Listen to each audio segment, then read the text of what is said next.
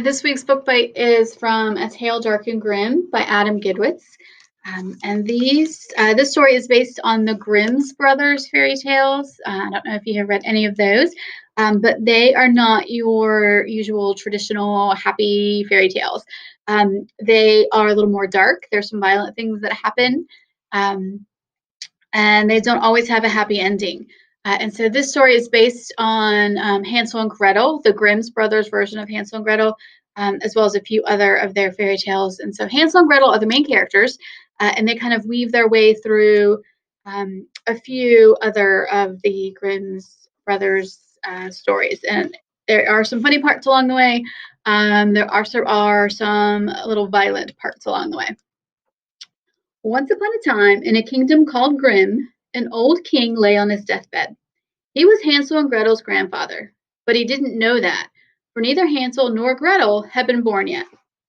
Now, hold on a minute. I know what you're thinking. I'm well aware that nobody wants to hear a story that happens before the main characters show up.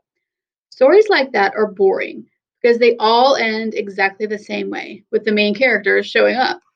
But don't worry, this story is like no story you've ever heard. You see, Hansel and Gretel don't just show up at the end of the story. They show up and then they get their heads cut off. Just thought you'd like to know. The old king knew he was soon to pass from this world, and so he called for his oldest and most faithful servant. The servant's name was Johannes, but he had served the king's father and his father's father and his father's father's father so loyally that all called him Faithful Johannes. Johannes tottered in on bowed legs, heaving his crooked back step by step and leering with his one good eye. His long nose sniffed at the air. His mouth puckered around two rotten teeth. But despite his grotesque appearance, when he came within view, the old king smiled and said, "Ah, Johannes," and drew him near. The king's voice was weak, and he said, "I am soon to die. But before I go, you must promise me two things. First, promise that you will be as faithful to my young son as you have been to me." Without hesitation, Johannes promised. The old king went on, "Second, promise that you will show him his entire inheritance, the castle, the treasures, all this fine land, except for one room. Do not show him the room with the portrait of the golden princess. For if he sees the portrait, he will fall madly in love with her, and I fear it will cost him his life." The king gripped Johannes's hand. "Promise me." Again, Johannes promised. Then the wrinkles of worry left the king's brow, and he closed his eyes and breathed his last. Soon the prince was crowned as the new king. He was celebrated with parades and toasts and feasts all throughout the kingdom. But when the revelry finally abated, Johannes set him down for a talk. First, Johannes described to him all of the responsibilities of the throne. The young king tried not to fall asleep. Then he explained that the old king had asked him to show the young king his entire inheritance, a castle, the treasures, all this fine land. At the word treasures, the young king's face lit up. Not that he was greedy, it was just that he found the idea of treasures exciting. Finally, Johannes tried to explain his own role to the young king. "I have served your father, and your father's father, and your father's father's father before that," Johannes said. The young king started calculating on his fingers how that was even possible, but before he could get very far, Johannes had moved on. "They call me Faithful Johannes because I have devoted my life to the kings of Grimm, to helping them, to advising them, to understanding them." "Understanding them?" the young king asked. "No, understanding them, in the ancient sense of the word, standing beneath them, supporting them, bearing their troubles and their pain on my shoulders." The young king thought about this. "So you will understand me too?" he asked. "I will, no matter what, under any circumstances. That is what being faithful means." "Well, understand that I am tired of this, and I would like to see the treasures now." And the young king stood up. The faithful Johannes shook his head and sighed. They began by exploring every inch of the castle, the treasures, crypts, the towers, and every single room. Every single room, that is, save one. One room remained locked, no matter how many times they passed it. Well, the young king was no fool. He noticed this. And so he asked, Why is it, Johannes, that you show me every room in this palace, but never this room? Johannes squinted his one good eye and curled up his puckered, two-toothed mouth. Then he said, Your father asked me not to show you that room, Your Highness. He feared it might cost you your life. I'm sorry, I need to stop for a moment. I don't know what you're thinking right now, but when I first heard this part of the story, I thought, what? Is he crazy? Maybe you know something about young people, and maybe you don't. I, having been one myself once upon a time, know a few things about them.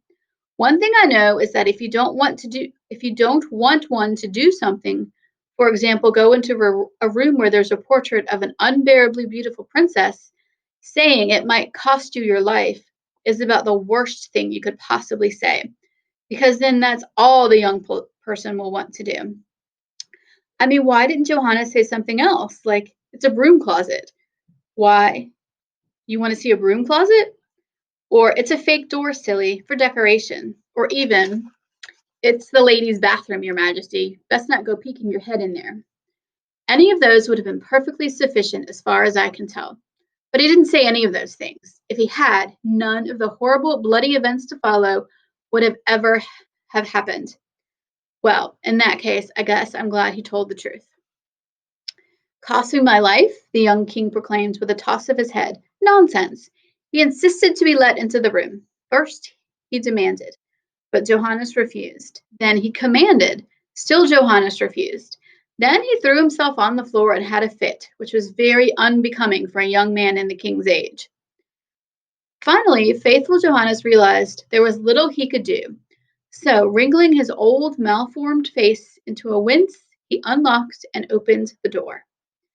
The king burst into the room. He found himself staring face to face with the most beautiful portrait of the most beautiful woman he had ever seen in his life. Her hair looked like it was spun from pure gold thread. Her eyes flashed like the ocean on a sunny day, and yet around her lips there was a hint of sadness, of loneliness. The young king took one look at her and fainted, dead away. Later in his room he came to. Johannes hovered over his bed. Who was that radiant creature? The king asked. That, Your Majesty, is the Golden Princess, Johannes answered. She's the most beautiful woman in the world, the young king said. And Johannes answered, Yes, she is. And yet she looked almost sad. Why is that? Johannes took a deep breath and replied, Because, young king, she is cursed. Every time she has tried to marry, her husband has died. And it is said that a fate worse than death is destined for her children if she should have any. If she lives in a black marble palace topped with a golden roof all by herself. And as you can imagine, she is terribly lonely and terribly sad. The king sat straight up in his bed and grabbed the front of faithful Johannes's tunic. And though he stared into the old man's face, he saw only the princess's ocean-bright eyes, and her lips ringed with sadness. I must have her, he said. I will marry her. I will save her. You may not survive, Johannes said. I will survive if you help me. If you are faithful to me, if you understand me, you'll do it. Johannes feared for the young king's life, but he had understood the young king's father and his father's father and his father's father's father before that. What could he say? Johannes sighed. I'll do it. It was widely known that in all the Golden Princess's days of loneliness, the only thing that gave her any modicum of happiness was gold. So Johannes told the king to gather all of the gold in the kingdom to command his goldsmith craft the most exquisite golden object that the world had ever seen, which soon was done. Then Johannes disguised himself and the king as merchants and loaded a ship with the golden goods. And they set off for the land of the Golden Princess. As their ship's prow split the sea, Johannes tutored the king in his part. You're a gold merchant, Your Majesty. The princess has always loved gold, but these days it's the only thing that gives her any joy. So when I bring her to the ship, charm her not only with your gentle manners and fine looks, but also with the gold. Then perhaps she will be yours. When they landed, the king readied the ship and tended to his merchant costume, while Johannes, carrying a few golden objects in his bag, made his way to the towering ramparts of black marble where the Golden Princess lived. He entered the courtyard and there discovered a serving girl retrieving water from a well with a golden bucket. Pretty maid, he said, smiling his kind but unhandsome smile.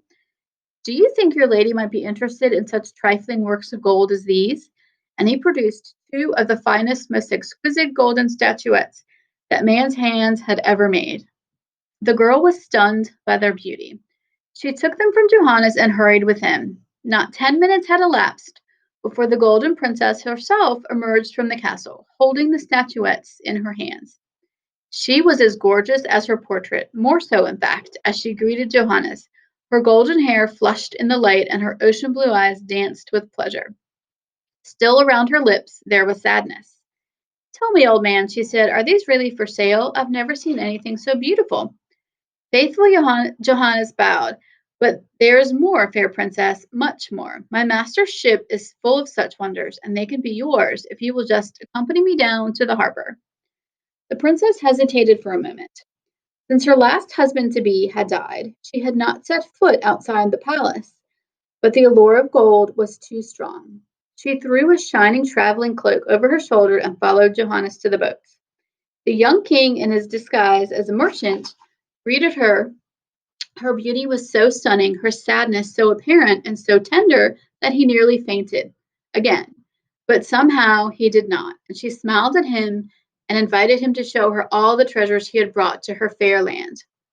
As soon as they had descended below, Johannes hurried to the captain of the ship and in whispered tones instructed him to cast off from shore and set sail from home immediately. Now, my young readers, I know just what you're thinking. You're thinking, stealing a girl. That's an interesting way of winning her heart. Allow me to warn you now that under any other circumstances, stealing a girl is about the worst way of winning her heart you could possibly cook up. But because this happened long ago in a faraway land, it seemed to have worked. For the golden princess came back up to the deck and saw that her land was far away from her. At first, she did indeed protest, and fiercely too, that she'd been carried away by a low-born merchant.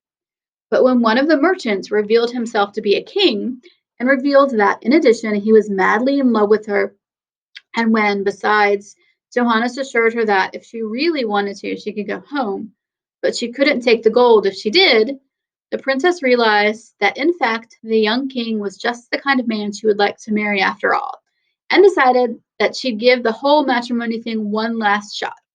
And they all lived happily ever after. The end. Are there any small children in the room?